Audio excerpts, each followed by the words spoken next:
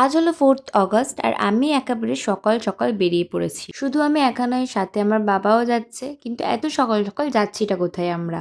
আজ first time আমি বাড়ি ছেড়ে এত দূরে একা একা থাকতে চলেছি, তাও আবার এত দিনের জন্য। মানে এতদিন মানে 1 মাস আমি বাড়ি থেকে বাইরে থাকবো। কিন্তু কোথায় থাকবো? থাকবো হিমাচল প্রদেশে। আর অবভিয়াসলি আমি একা একা ট্রাভেল করে এত দূরে সবকিছু নিয়ে যেতেও পারবো না, তাই আমার সাথে যাচ্ছে বাবা।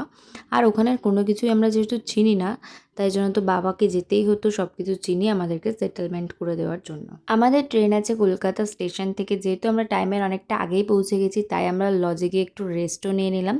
তারপরে আমাদের ট্রেন দিয়ে দিল আর আমরা ট্রেনের মধ্যে উঠেও গিয়েছি। আর এতদিনের জন্য কিন্তু আমি একা আসছি না, আমার সাথে আমার একটা ফ্রেন্ডও আছে। আমরা দুজনে একসাথে 1 মাস কাটাতে চলেছি হিমাচল প্রদেশে। সকাল থেকে যেহেতু সেরকম কিছু খাওয়া হয়নি, তাই ট্রেনে উঠে ফার্স্টেই আমরা বাড়ি থেকে আনা লাঞ্চটা কমপ্লিট করে নিলাম। আর তারপরে সবাই মিলে ঘুমিয়ে পড়েছিলাম। তারপরে উঠেই আমরা সবাই কফি নিয়ে এই সুন্দর ভিউটা এনজয় করতে করতে চলেছি। যেহেতু বাড়ি থেকে ফার্স্ট টাইম এত দিনের জন্য এত দূরে একারা থাকতে চলেছি, তাই তো যেরকম এক্সাইটেডও আছে সেরকম নার্ভাসও। আর রাতের ডিনারটা সবাই মিলে ট্রেনে বসে বসেই সুইগি করে নিয়েছি। আর এদিকে তো ননভেজ পাওয়াই যাচ্ছে না, যেহেতু ট্রেনটা এই সময় বেনারসের সাইডের দিক থেকে যাচ্ছে আর শ্রাবণ মাস চলছে যেহেতু এই সময়, তাই জন্য সব রেস্টুরেন্টে পিওর ভেজ, কোনো জায়গায় ননভেজের ছোঁয়াই নেই।